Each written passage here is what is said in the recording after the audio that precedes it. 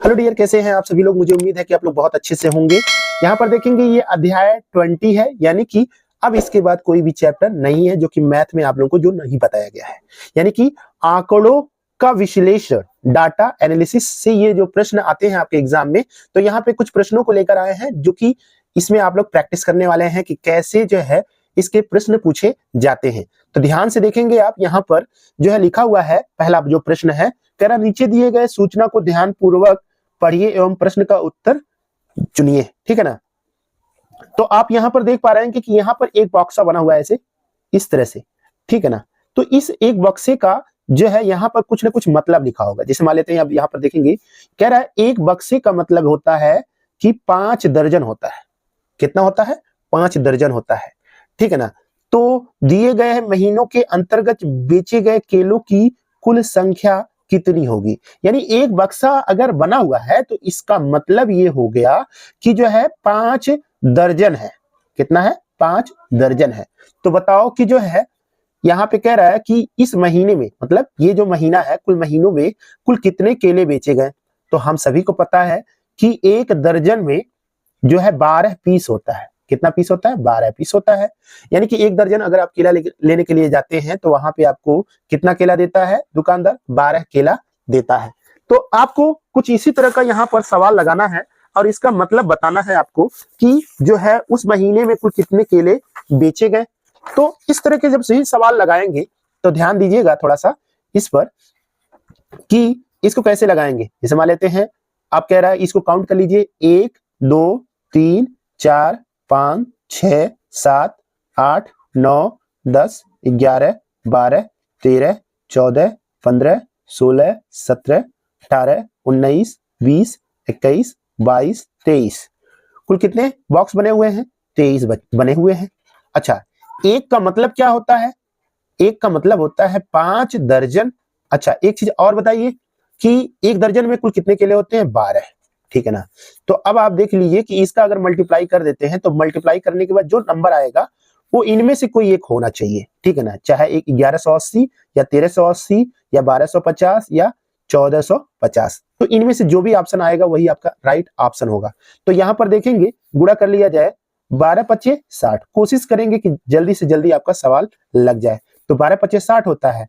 तो अब क्या करेंगे, इसी 23 में 60 से ना गुणा करके सिर्फ और सिर्फ 6 का गुणा करेंगे। 6 त्रिक 18 को 8, हाथ में आया 1, 6 दूना 12 और 1 13 और ये 0 हो गया।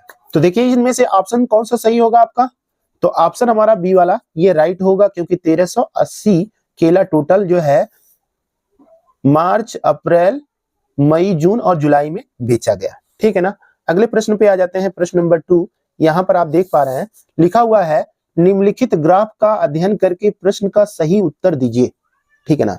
तो ध्यान पूर्वक देखिएगा, यहां पर लिखा है एक दिन में व्याख्यान, और यहां पे कह रहा है कि व्याख्याता, तो यहां पर कौन है? पहला अमित है, गोपाल है, राम है, प्रमोद है, विशाल है और राघव है। तो यहां पर सवाल अब पढ़ा जाए। कह रहा है एक सप्ताह में अमित और राघव द्वारा कुल व्याख्यानों का गोपाल और प्रमोद का कुल व्याख्यानों में अंतर क्या होगा।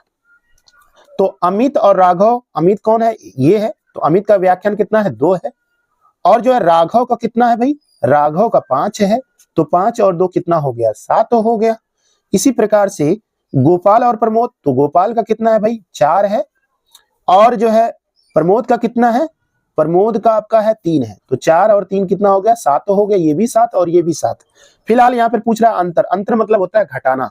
तो इन दोनों में से, यानी कि 7 में से अगर हम 7 निकालते हैं तो कितना हो जाएगा? 0। तो अंतर क्या होगा भाई? ये हमारा डी वाला ऑप्शन सही होगा, यानी 0 होगा। यानी कि दोनों ने बराबर व्याख्यान किया है, यानी कि उसका भी 7 और इसका भी 7। अब आगे बढ़ते हैं, प्रश्न नंबर 3 को ध्यान से देखिएगा। नीचे दिए गए दंड चार्ट जो कि श्याम द्वारा S1 परीक्षा में विभिन्न विषयों में 100 अंकों में से प्राप्त अंकों को दर्शाता है। ठीक है ना। तो अब यहाँ पे क्या कह रहा है, श्याम के विज्ञान में, किसमें? विज्ञान में प्रतिशत अंक होंगे। ठीक है ना। तो अब आपको एक चीज तो ध्यान में रखना है कि जब भी आपको प्रतिशत की बात करें, जैसे मान लेते हैं 100 नंबर में जब भी प्रतिशत की बात करें, अगर हम 100 नंबर में 10 नंबर लाए हैं तो हम 10% नंबर ला रहे हैं। अगर हम 20 नंबर ला रहे हैं तो 20% ही है। अगर हम 40 ला रहे हैं तो 40% ही है। तो 100 अंकों में ये जो दिया है ये अपने आप में ही प्रतिशत है। पहला तो ये चीज क्लियर हो गया। दूसरा कह रहा है विज्ञान में, तो विज्ञान आप देख लीजिए, विज्ञान यही है। और देखिए ये कहां जाकर मिल रहा है, ये जाकर 80 पे मिल रहा है। किस पे मिल रहा है? 80 पे। तो बताइए कितना हो जाएगा इसका? 80% होगा कि नहीं होगा? यही हमारा ऑप्शन सही होगा, यानी बी वाला ऑप्शन हमारा राइट है। अगले प्रश्न में आ जाते हैं। प्रश्न नंबर चौथा देखिए। प्रश्न नंबर चौथे में कह रहा है नीचे दिए गए अधूरा दंड आरेख 5 दिनों में एक बर्गर बेचने वाले की बिक्री बर्गरों की संख्या को दर्शाता है। ठीक है ना। तो अब आप यहां पर देखिए ध्यान से कि यहां पर बुधवार को कितना बर्गर बेचा है? 40। अच्छा, बृहस्पतिवार को कितना बर्गर बेचा है? 60।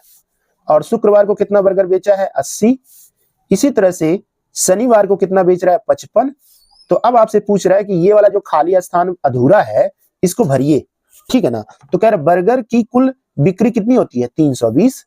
320 बर्गर होता है, बेचता है पूरे, मतलब ये सप्ताह में, मतलब 1 2 3 4 5 दिनों में।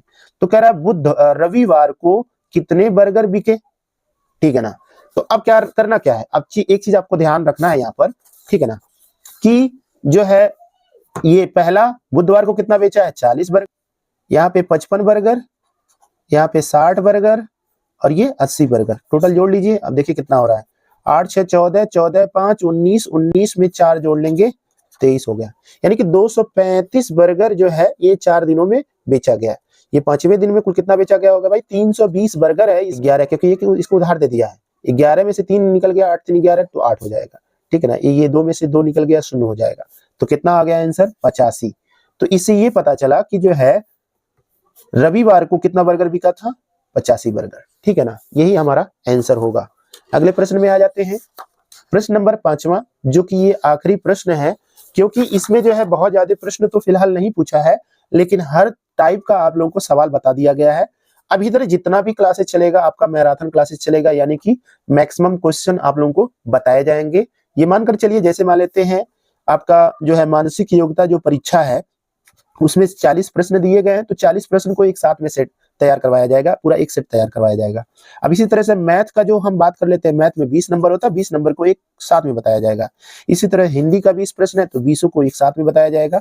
इस तरह से आप लोगों का पूरा क्लासेस जो है तैयार करवाया जाएगा। आप लोग अच्छे से लगे रहिए, हम आपका जो है पूरा तैयारी करवाएंगे। आप यहाँ पे अगर ऑफलाइन क्लासेस नहीं कर पा रहे हैं हमारे कोचिंग में तो घबराने की जरूरत नहीं है। आप जहां भी हैं मोबाइल से ही आप तैयारी कर सकते हैं। फिलहाल जो है हम कल से मैराथन क्लासेस लेकर आएंगे, जिसमें आप लोगों का जो भी 40 प्रश्न आपका मानसिक योग्यता परीक्षा होता है उसको हम कल उसका वीडियो जरूर डालेंगे। फिलहाल यहाँ पर देखेंगे 5वां जो प्रश्न है, सोमवार को ये जो है लगवाया गया, मंगलवार को ये, बुधवार को इतना, बृहस्पतिवार को इतना और शुक्रवार को इतना लगाया गया। जबकि एक जो ये पौधा बना हुआ है, इस एक पौधे का मतलब क्या होता है? 20 पौधे। ठीक है ना। तो अब काउंट कर लीजिए, और यहाँ पे कह रहा है तो शुक्रवार तक बेचे गए कुल पौधों की संख्या क्या होगा? ठीक है ना।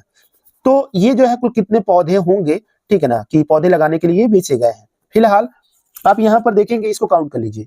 1 2 3 4 5 6 7 8 9 10 11 12 13 14 15 16 17 18 19 19 हो गया। और एक पौधे का मतलब क्या होता है? 20 होता है। तो 19 दूना 38, तो क्या निकल गया? 19 दूना 38, 380। कुल कितने पेड़ लगाए गए यानी कि बेचे गए? 380। यही हमारा आंसर राइट होगा। वीडियो आप सभी लोगों को कैसा लगा? उम्मीद करते हैं आप लोगों को बहुत अच्छा लगा होगा। Thank you so much, bye bye.